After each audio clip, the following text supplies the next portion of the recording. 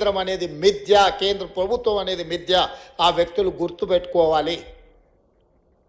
రాష్ట్రాల కలయికనే కేంద్రము ఈ దేశం. రాష్ట్ర ప్రభుత్వాలకు సంబంధించిన మేము ప్రభుత్వ అభిప్రాయంగా మా తెలంగాణ సమాజాన్ని, ప్రజలను స్ఫూర్తిని అందించి గొప్ప ఆదర్శంగా నిలబడ్డ వ్యక్తులకు అందించే పద్మభూషణ్, పద్మశ్రీ అవార్డు ఇవ్వవలసిందే.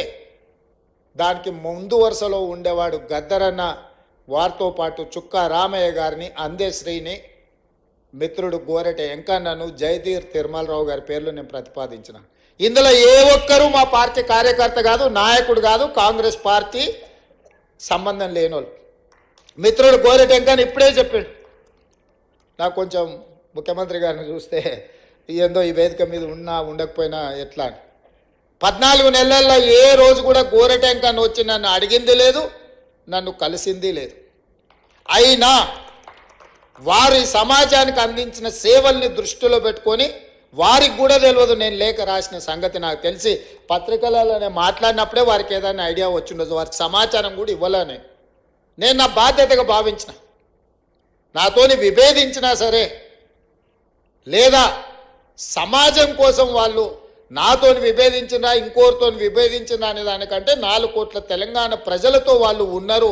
ఆ ప్రజలతో మమేకమైన వాళ్ళను గుర్తించాలి, వాళ్ళని గౌరవించాలి అన్నదే ఆలోచన. నాతో ఉంటేనే ఇస్తాం, నాతో లేకపోతే ఇవ్వమనే విధానం మంచిది కాదు అని బలంగా నమ్మి వాళ్ళ పేర్లు ప్రతిపాదించిన. నేను ఈరోజు ఇక్కడికి వచ్చిన గద్దరన్న అభిమానులను, వేదిక మీద ఉన్న పెద్దలు నేను అడుగుతున్నా. నేను ప్రతిపాదించిన గద్దరన్న కావచ్చు, చుక్కా రామయ్య గారు కావచ్చు, లేకపోతే అందశ్రీ గారు కావచ్చు, జయ జయ హే తెలంగాణ అందించిన అందశ్రీ గారు కావచ్చు, గోరెట వెంకన్న కావచ్చు, జయధీర్ తిరుమలరావు గారు కావచ్చు, ఎవరు ఎందులో తక్కువ అని నేను అడుగుతున్నా. పక్క రాష్ట్రంలో 5 మందికి ఇచ్చిండ్రు. ఆ 5 మంది కంటే ఈ 5 మంది ఏమైనా తక్కువనా? ఈ సమాజానికి మా వాళ్ళు ఆదర్శంగా లేరా? నేను ఒక పద్ధతిలో ప్రధానమంత్రి గారికి మా ఆలోచనను, మా బాధను, మా నిరసనను కేంద్ర ప్రభుత్వానికి ఒక వేదిక మీద నుంచి తెలియజెప్పి లేఖ రాస్తున్నామని చెప్పిన. కేంద్ర ప్రభుత్వం జరిగిన తప్పును సవరించుకొని భవిష్యత్తులో అయినా సరిదిద్దుకుంటుందని నేను భావించిన. కానీ దురదృష్టవశాత్తు కేంద్రంలో మంత్రిగా ఉండే వ్యక్తులే మేము ఇవ్వం గద్దరన్నకు మేము ఎలాంటి గౌరవించము అని మాట్లాడితే నేను ఒక్క మాట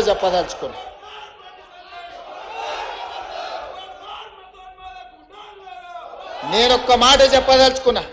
మళ్ళొక్కసారి మీరు మీ పార్టీ గద్దరన్నకు వ్యతిరేకంగా, గద్దరన్న గౌరవాన్ని కించపరిచేటట్టు మాట్లాడితే మీ పార్టీ ఆఫీసు ఉన్న ప్రాంతానికి గద్దరన్న పేరు పెడతా.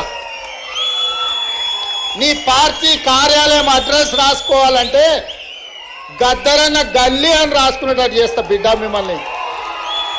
మీరు అనుకోవచ్చు ఏం చేస్తాడు ముఖ్యమంత్రి, అవార్డులు మా దగ్గర ఉన్నాయి కదా, పద్మభూషణ్ పద్మశ్రీ ఇచ్చేది మేం కదా అనుకుంటున్నావు.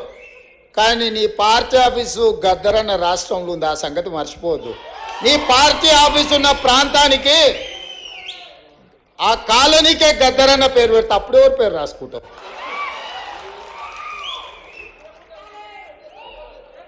ప్రతిదానికి మా దగ్గర మందుంది స్వామి. ఇంతకుముందు అన్న కూడా గిట్లనే నీలిగిండు. గద్దరన్నని గేటు బయట కూర్చోబెట్టిండు. ఏమైంది? గేటు బయట కూర్చోబెట్టిన ఆయన లోపల ఉన్నాయన, గద్దె మీద కూర్చున్నాయన గొప్ప అనుకున్నాడు. కానీ చూస్తుంటేనే ఆయన గద్దె కూలింది, గేట్లు బద్దలైనాయి. గద్దరన్న వారసులు లోపలుండ్రు. గద్దరన్నని గేటు బయట కూర్చోబెట్టినోడు ఇవాళ గేటు దగ్గర కూర్చొని ఎవరన్నా వస్తారా అని వాళ్ళకరిస్తాడు అంటే ఎదురు చూస్తున్నాడు చకోర పక్షిలాగా. గాయనకే గంతగతి పడితే నీకెంత పడుతుంది స్వామి? నువ్వు అర్థం చేసుకో. నువ్వేమి ఇయ్యకు, నేను ఇయ్యవని అడగను. నువ్వు ఇయ్యనందుకు నిరసన తెలుపుతా. ఎట్లయితే గద్దరన్నని గేటు బయట కూర్చోబెట్టినోనికి పట్టిన గతి ఉందో వచ్చే ఎన్నికల్లో నీకు గదే గతి పడుతుంది. ఓట్ల విప్లవం వస్తుంది. గండ్ల నువ్వు కొట్టుకపోతావు. మేము గద్దరన్నకి ఇవ్వాల్సిన గౌరవం కేంద్ర ప్రభుత్వం నుంచి మేమే ఇప్పిస్తాం. రాహుల్ గాంధీతో మేమే మాట్లాడతాం, అడగం, సంతకం పెడతాం. గద్దరన్న గౌరవం ఇచ్చడానికి కేంద్ర ప్రభుత్వం నుంచి నువ్వు మర్చిపోకు. అహంకారం అనేది మంచిది కాదు. విభేదాలు ఉండొచ్చు, సైద్ధాంతికపరమైన విభేదాలు ఉంటే. చరిత్రలో సైద్ధాంతికపరమైన విభేదాల మీద చర్చించుకున్న వాళ్ళు లేరా? గౌరవించుకున్న వాళ్ళు లేరా? మరి మీరెందుకు ఇంత అహంకారపూరితంగా వ్యవహరిస్తారు? అప్పుడప్పుడు మా పాశం యాదగిరి అన్నను మమ్మల్ని ఎడా పడా చెడా పడా తిడుతూనే ఉంటాడు. అంత మాత్రాన మా యాదగిరి అన్నను మేము వదులుకున్నామా? పెద్ద మనిషి అనుభవం ఉన్నాడు, ఎక్కడైనా ఏదైనా అటు ఇటు ఉంటే అంటాడు. ఆయన చెప్పిన దాంట్లో ఏమన్నా సూక్ష్మం ఉంటే అర్థం చేసుకుని సర్దిద్దుకోవాలని సర్దిద్దుకునే ప్రయత్నం చేస్తున్నాను తప్ప యాదగిరి అన్నది ఇట్టిండని చెప్పి మన తెలంగాణ పోరాటం గురించి 9 మంది గొప్ప వ్యక్తుల్ని రాష్ట్ర ప్రభుత్వం గుర్తించి గౌరవించుకుంటాం అన్నప్పుడు పాశం యాదగిరి అన్న పేరు ఆయన అడిగిండా? అడగలేదే. మా ప్రభుత్వము 9 మంది గొప్ప వ్యక్తులను తీసుకున్నాడు, వారిని కూడా అందులో చేర్చినాము. గోరెకి వెంకన్నను కూడా అందులో చేర్చినాము, జయరాజును కూడా చేసినాము, బండి యాదగిరిని చేసినాము. ఇట్లాంటి కుటుంబాలను, గద్దరన్న కుటుంబాలను ఈరోజు గుర్తించినము. సో ఇట్లా ఈరోజు ప్రభుత్వం అనేది నిరంతర ప్రక్రియ. ఈ నిరంతర ప్రక్రియలో